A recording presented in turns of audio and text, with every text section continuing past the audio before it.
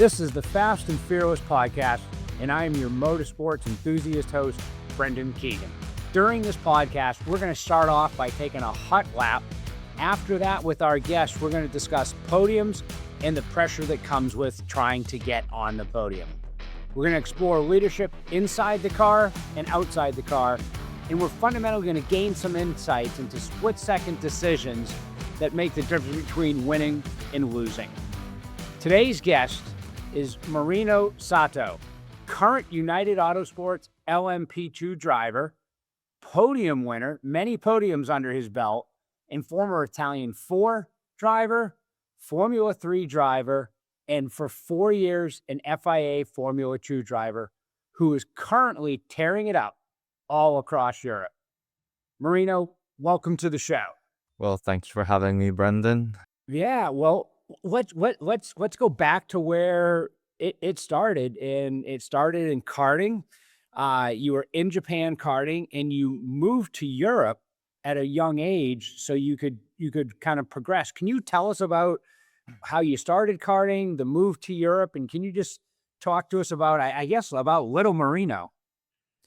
I started when I was 5, so that's 22 years ago. And obviously, in the first time that I get into the go-kart, I'm not thinking I'm going to be a professional driver or anything like that. But obviously, I was just a kid with a dream. I started racing local and some big championships in Japan. The karting scene in Japan is pretty big.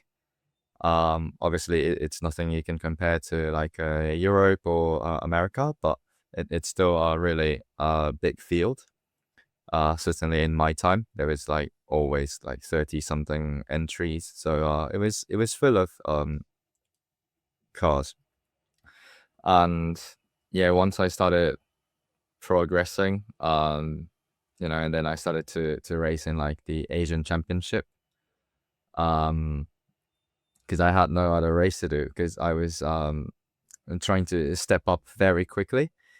And in Japan, you had to race in a certain series to get a limited license that you normally have to be, for example, 12 years old. But I was trying to race in that race, and in order to race in those categories, I had to go outside of Japan. So I started to race in the Asian Championship, and then there was I think it was a natural step to go on a bigger competition and to pursue my dream. I went to the European karting scene when I was 12, I think, 12 or 13, 12 years old, and I did a couple of seasons in the European Series or World Championship. So I was not living in Europe or anywhere outside of Japan at that point, because I was just the normal kid in the school, so I have to go to school, so every before the weekend I was flying out from Japan and then going over to the Europe and race that weekend, and on Monday I'll be back in the school. Oh wow, so quite a bit of travel, airplanes early on top of the karting. So let's jump into your first podium, which I believe was in the Italian F4 series. So you're young, you get on the podium. At any point at that time, did you think, I can make a career of this, I can go pro? Or what were you thinking when you got that first podium? By the time I started racing in Europe in the karting scene, I was already thinking there's so many people helping me, and I can't stop here. As a kid, it sounds silly because you're just doing what you want to do. But then I'm fuck, well, this is getting big. It's getting into a big project. Yeah, once I got the deal and the chance to race in the Italian Formula 4, that was before I would graduate from the middle school in Japan, because in Japan we go up to the new grade in April. And then, because I was already committed and assigned to race in F4, so I decided to move to Italy before I would actually graduate from school.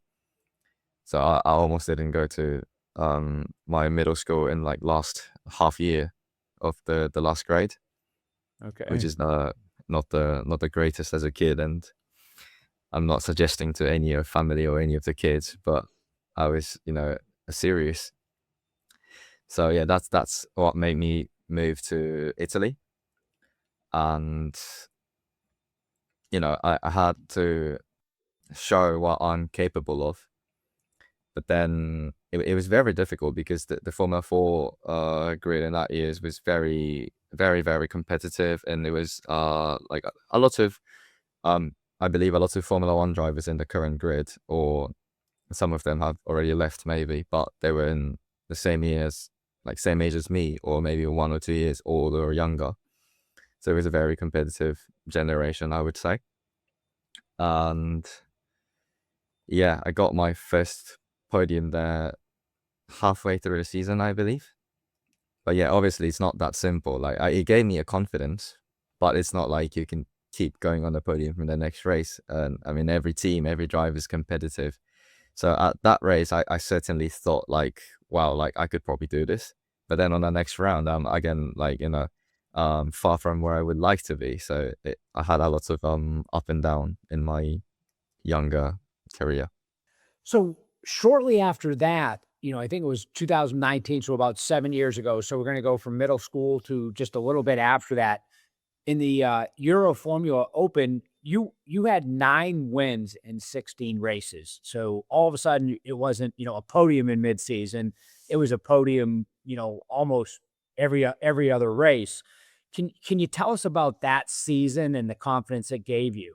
Just before going into the Euro Formula Open, I had a couple of seasons in the FIA Formula 3, which is not the same FIA 3 as nowadays, but it was called the European Formula 3.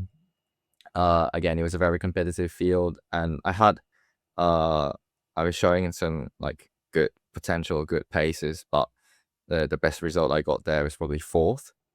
So didn't quite manage to convert that into something great. But I was like building up my confidence there.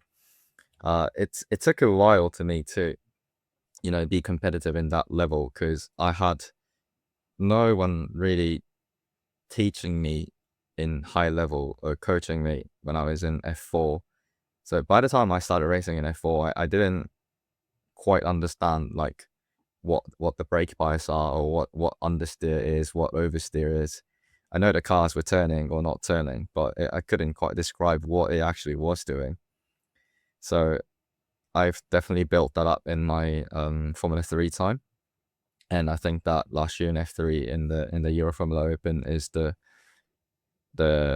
moment that something clicked in myself between the experience and knowledge and the performance I've got. That was great. So you talked about, we Formula 4, Formula 3, FIA Formula 3 in Europe. You then moved into Formula 2, and I think you spent 4 seasons there. So And I, Formula I 2 did pretty high level. so I did the season in the Formula Open where I won the championship. Um, yeah, started off winning my first F3 race in the second race of the first round.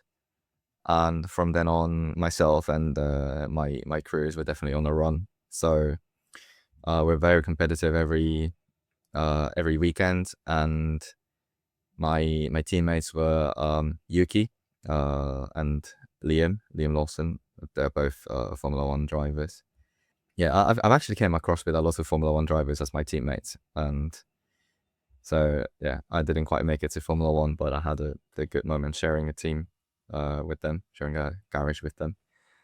Halfway through the season, the championship was looking really good. I was probably at the halfway mark. I was probably at like almost a double score of um the guy who was in second. So obviously the next step that I would think was going into F2. And by the time it was coming into a last 3 or 4 rounds, I believe, um, I had an offer from Campos Racing, that the team that I eventually raced in that season, which I had a great relationship with Adrian Campos. So as his son, who's leading the team right now, Adrian Campos Jr. And I've tested with them in the end of 2018, before I was going into the Euro Formula Open. So then I had an opportunity to race in the last 4 races of F2. So you said it was the 4 season in F2, but it was 3 season and a few races. So yeah, that's how I moved up to Formula 2. So if we go back to like your F2, it might have been your debut. It was one of your first races. It was that spot, and it happened to be a tragic weekend where there was a motorsports death. How did that experience, affect you? How did it make you look at racing and risk? I got to assume that just had you stop for a second and just say, "Wow, this isn't just going 200 miles an hour. This really is life and death." Did that have any impact on you? Yeah, for sure. It was a big moment for every one of us, I believe. Especially for all of us that was racing in that weekend.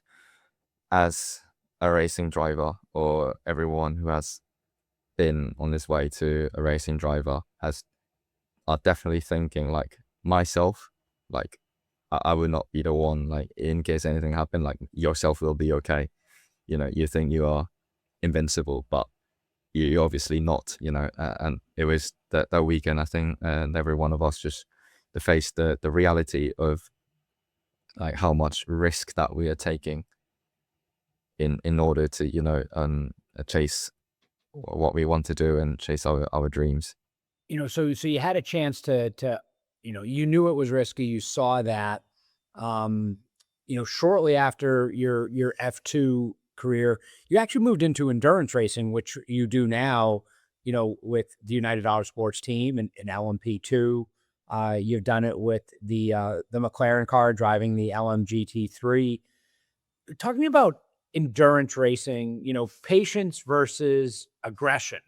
When it's a shorter race, it's an hour and a half and you got to go and then in an endurance race can be 24 hours, like in the 24 hours of Le Mans or Daytona, or it can be a shorter 4 to 6 hours. So just kind of help our audience understand what's the makeup difference as you drive between, endurance racing and regular racing. First, when I got into the sports car world, it was so many different things. Just as you described, like there's a difference on the way to a race, and also how we build up to the race weekend. Everything I've done before was who is in the car is only myself. So I would just do everything what I want on my car, and I would spend all the practice session and every session for myself. But then when I first came into European Le Mans Series in 2023, um, I had two both great teammates for my first year, which I'm really grateful. Who's still teaming up with me, Oliver Jarvis, and the other one is now the Ferrari official driver, the Philip Hansen. But obviously they're both great. But when I first came in, like obviously you're not the only one in the car. I mean, while driving, of course you are, but you're not taking all the practice session, So like if I would give you an example, like I would be the first guy driving the car in the morning, and then the next time I would jump back in is like maybe before lunch or something, and the car is in a completely different places, and so, and then also you're not experiencing all the progress of the track changing, or the tires going away, or the setup work that we're experiencing. So in the first time it was very confusing. And in the race, um for the first year, for the first couple of races, I took the start. So at least I was doing something obvious in the race, but I was not doing the qualifying. So it was really a weird feeling for me that I was starting the car which I did not even qualify. So like, in the world that I came from, if you were not qualifying, you should not be racing. So it was a very different feeling. And from the halfway or like for the midpoint of the season, I was doing the mid part of the race, or 4 hour race. So Phil would do the first hour and a 20, and I would do the next probably about hour and a 20 or so. And Ollie was finishing the race. So in my feeling, I was still not doing the qualifying.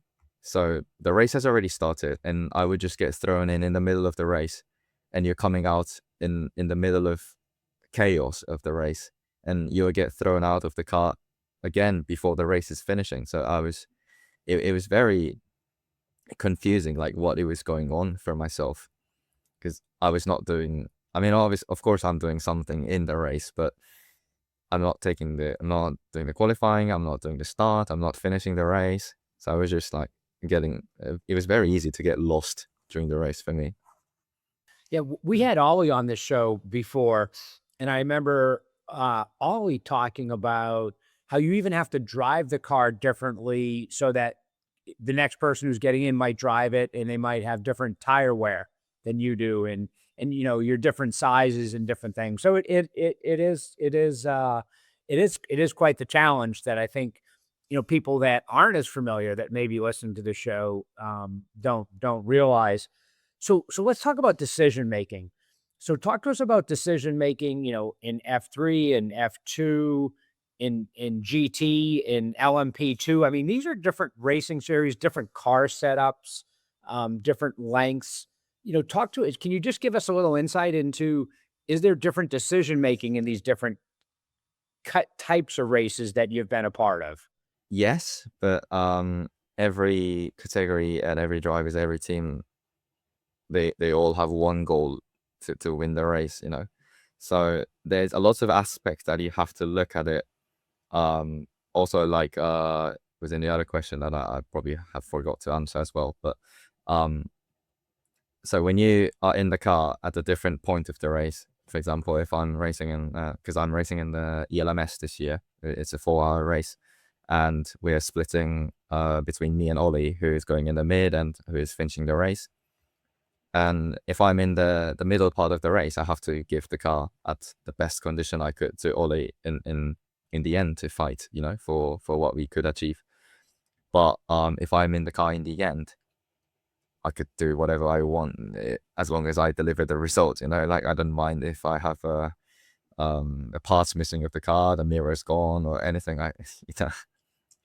So obviously you're taking a different risk and different approach probably in the different moment of the race, and also when you're making decision that this is, I think it's a part of it, because it's a big fact, because when you think it's a tiny part you're missing of the car, it's actually doing a lot in performance.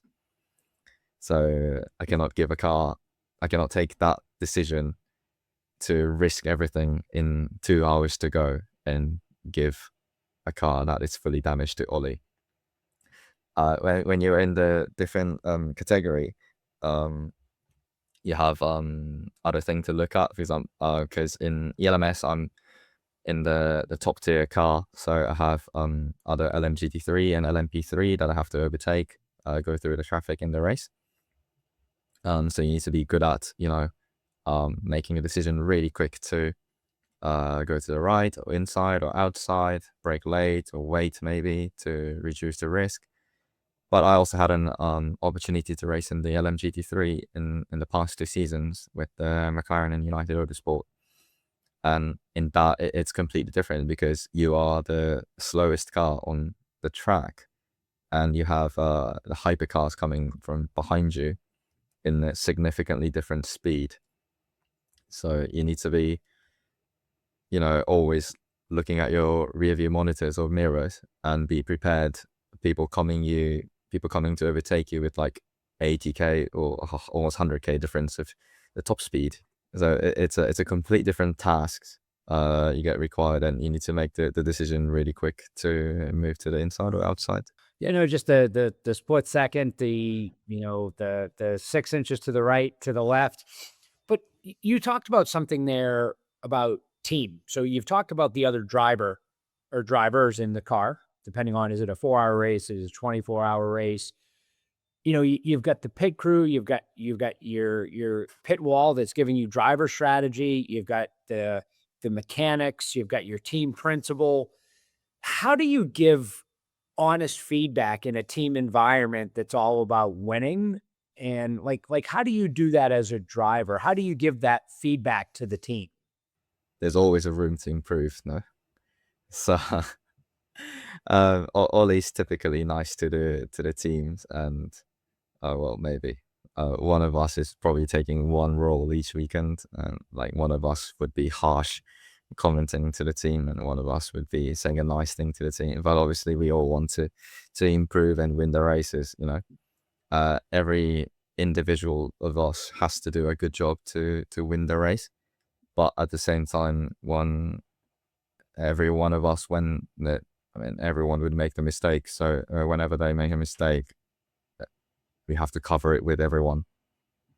You cannot just point the fingers to one of us and give up whenever something happens. We try to recover it with pit crews or engineers or us. So it's a massive team sport. So, and you definitely need to have the leader in every decision or every moment.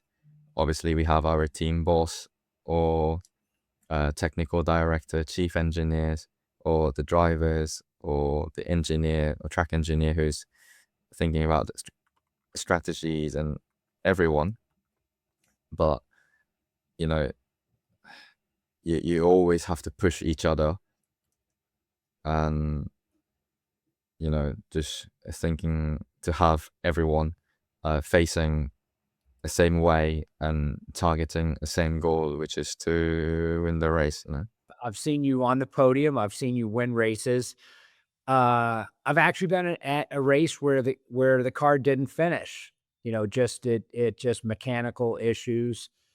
And one thing that I admire about you, Marino, is uh, you always look happy. You always look like you're having a good time. And, you've got a great personality. And you talked about one person's the friendly driver, maybe one's giving the more critical feedback. Um, but how does your personality play in? How does your uh, disposition on a race where things don't go right? But literally every time I've seen you, you're upbeat. You're looking at it through a positive lens, and I kind of look at that as like driver leadership. You talked about Ollie, and Ollie's, I think he just did his 13th, 14th, 15th, 24 hours of Le Mans. So, a pretty senior guy in the racing world. And it sounds like you've maybe like mentored a little bit under him and learned from him. But talk to me about your leadership, like in the car, on the track, off the track. Cause I see you very much as a positive leader. I see you as somebody that it's like, hey guys, we can do this. Like we're going to win tomorrow. And I've seen you in some instances where that probably wasn't the case, just based on how the race was going. The GT3 car, was a challenge at times, but you always stayed positive. So talk to me about your leadership in remaining positive.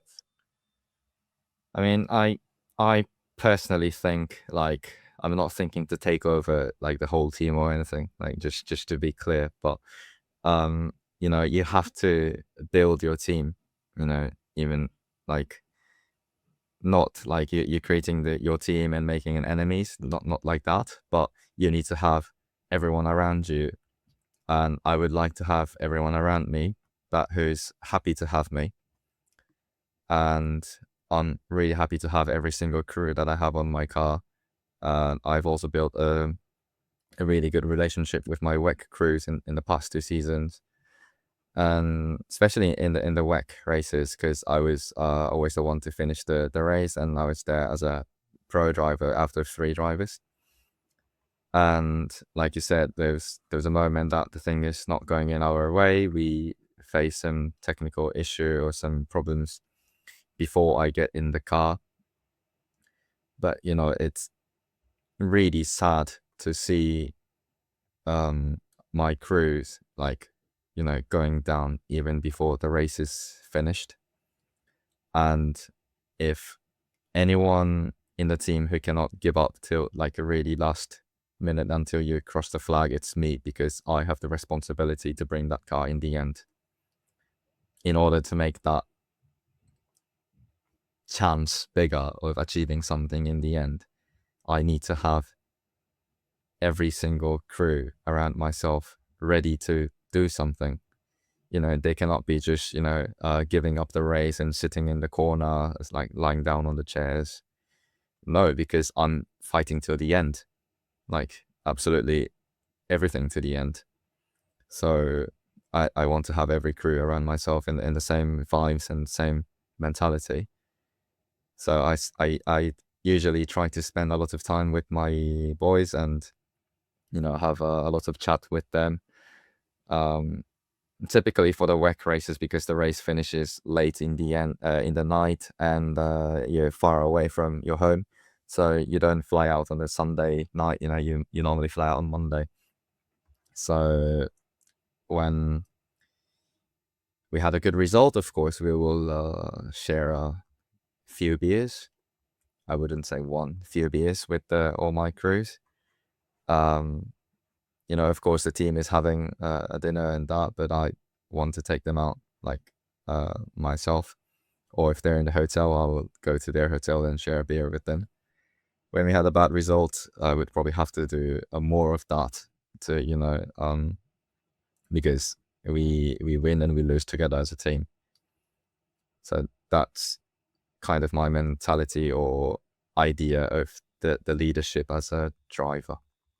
Yeah, I know in the races I go, I have 2 kids that come to the races. They're, 23 and 21, and they always look forward to seeing you just because of your upbeat personality, and they look at you as a leader in the car. So hey, so this podcast is called Fast and Fearless. So when you think of championships and do not finishes and crashes and podiums and wins and victories and great stints and mechanical failures, you know, when you just sit way back and you hear the word fearless, what does fearless mean to you? Fearless in racing could be a lot. If anyone who would make a stupid mistake in the practice session, in like, trying to overtake someone on where you shouldn't be, it's probably going to be me. That could be one of the fearless thing you can describe. Like my teammate both Daniel and Ollie enjoys watching my onboard, and they don't enjoy it sometimes because I'm taking too much risk sometimes. But yeah, probably what it comes through my mind, fearless is just, because we are all pushing every day, every race, every laps. But when you are away from racing, or when you are, not directly competing on something like you would like to achieve, when you think that you don't achieve anything, it's scary. All the effort you put, and you may think that it's not worth it. That I think that's really scary to come through every day. But just the very important person in my life has taught me that, to keep pushing, always keep pushing. That's very difficult, because you have to keep pushing every day, regardless of what you do. Maybe just having a cup of coffee, but you have to keep pushing. So that's fearless. Keep pushing on something you can't see. I like that. Just pushing in all aspects. So last question, and then I've got a mini speed round for you. What would you say to the 5-year-old Marino out there, the Marino that's in middle school, that's getting ready to go to F4, F3, that's thinking about, is this a hobby? Is this a career? Can I be good at it? What advice would you give to a young kid today that really wants to be you and wants to race? I mean, just from my experience, just be honest to everyone, and be thankful to everyone that supports you or helps you around. Because even coming into going through all my single-seater careers, having an opportunity to test in the Formula One in the rookie test, or having an opportunity to race in the United Autosport in my first time in the LMS, or joining in the GT3 force with the McLaren. I've, always given the opportunity from somebody who has been helping me or supporting me. So yeah, I think, just be honest and be, thankful and be kind to everyone around you, because you never cannot achieve anything by yourself, just by yourself. You need someone, you need a good teammate, you need a good crew, you need a good engineers, you need a good team boss. So yeah, that is what I would tell to 5 years old myself. So quick speed round. Do you have a favorite motorsports movie? I'm not sure if I should call that a motorsport movie, but Talladega Nights. Okay, yeah, a Talladega Nights. Yeah, Yeah, yeah, that's a classic. yeah. And then best teammate. I've came across with a lot of good teammates, but I've learned a lot from Ollie. That's for sure. All right. Next time I see Ollie, I'm gonna let him know that. Do you have a favorite track that like if you could race one more race, your favorite track? We just finished the race there, but Imola. That has been always Yes. my favorite track in Italy, and I've lived like 20 minutes away from there when I was in Italy. So it feels like my second home. Nice. Favorite race series you've raced in? Do you have one that, like you enjoyed more than another? Not quite sure. Okay, I'm gonna take that as you liked them all. And okay, here's a tough one to end on. Best team boss you've had. Well, it has to be Richard. I He gave knew me. you were gonna say Richard Dean, team boss, CEO, United. I knew you were gonna go there. So that's see now that's leadership, that's savviness, that's you being smart, man. Well, like really, like honestly, I think he has shown me what the real team boss is. I'm not saying it, every team boss in the past was bad. I mean, they were all great team boss, but to, have such a massive team like United Autosport and bringing and pushing that team forward is remarkable. And he gave me so much opportunity in the past few years to make me a professional driver. So yeah, he's definitely a team boss in. That's great. Hey, well, this has been a fascinating half hour, 35 minutes where we've had a chance to start off with Marino when he was 5 years old, karting in Japan. We moved over to Europe with him as he went into the Italian Grand Prix, F4, F3, F2. We then journeyed on his endurance career, his podiums. We've had a chance to talk about split-second decisions when you've got a hypercar coming up behind you and you're in a GT3. We've talked about his favorite track. We've given advice to a lot of people out there, a lot of young kids that really are getting into racing. We're seeing racing really take off. But most importantly, you got to experience what I get to experience by No Marino is